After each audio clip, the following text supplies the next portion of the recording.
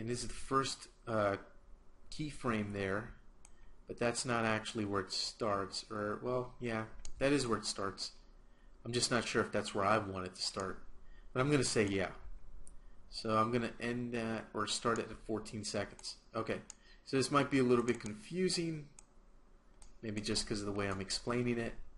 Well, let's kind of review what we have here. So camera 1 starts at 0 seconds and ends at 4 seconds. We get 1 second of buffer time, and I'll explain what that means in a little moment. The next one, camera 2, starts off at 5 seconds and goes all the way to about 13 seconds. Then we have 1 second of buffer zone. Then camera 3 picks up at 14 seconds and plays all the way to about 19 seconds. And that'll be it. Let's give it about 2 seconds. So let's zoom in here a little bit. So 19 seconds, that means at 21 seconds we finish everything. So I'm going to take my red tick mark, and I was pretty close earlier in the previous video when I set this up. I threw this all the way to about 23, 24 seconds. Just wild guess. I had no idea this whole thing was going to take about 21 seconds. But there you go. I'm going to take the loop, set that all the way as well.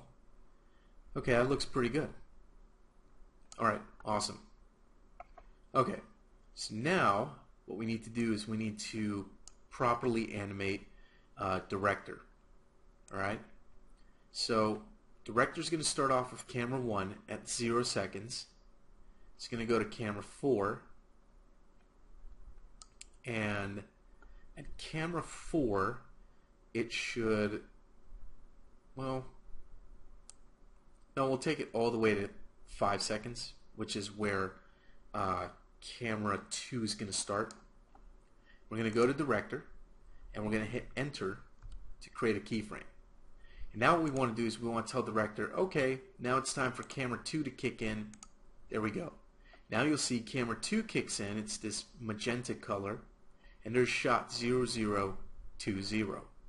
So for 5 seconds we're going to have camera 1 visible, or we're going to be looking at the scene through camera 1, and then at 5 seconds we start looking at the scene through camera 2. And that's going to continue on until about right here, about 13 seconds, 14 seconds. This is where camera 3 is going to take over. So we'll click OK.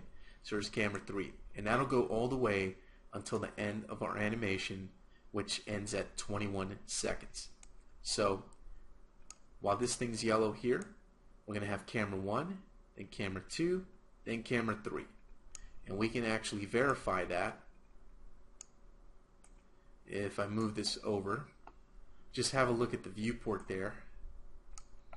Trying to take advantage, or trying to work with this little bit of real estate space. Okay, let me go ahead and let me play this. So we're looking at the preview, and before I continue, there is one thing I'd like to do.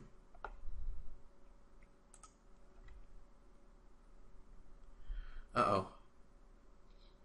I thought Unreal was going to crash on me for a second there. Let me actually go ahead and save this. Now I'm a little bit paranoid because I had a crash earlier that completely messed me up and made me have to go and do a bunch of work all over again. So I just saved. Okay, cool.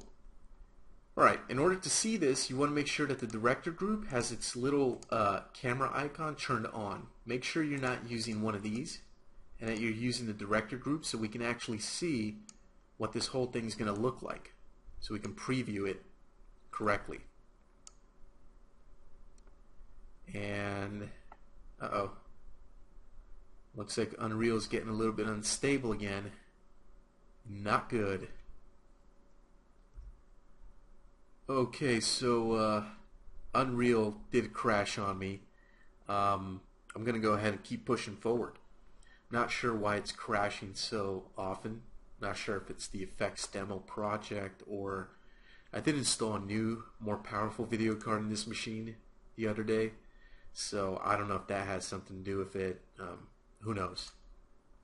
Anyway, good thing I saved my work, and that's why we always save. So I'll make sure that this director group has its little camera icon turned on. This way I can actually see it in action.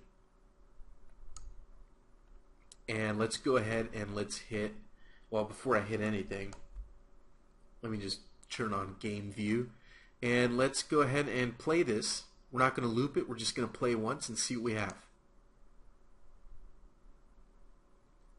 Pretty cool. Looks up. The next camera shot takes over automatically, pans across, pretty cool, stops.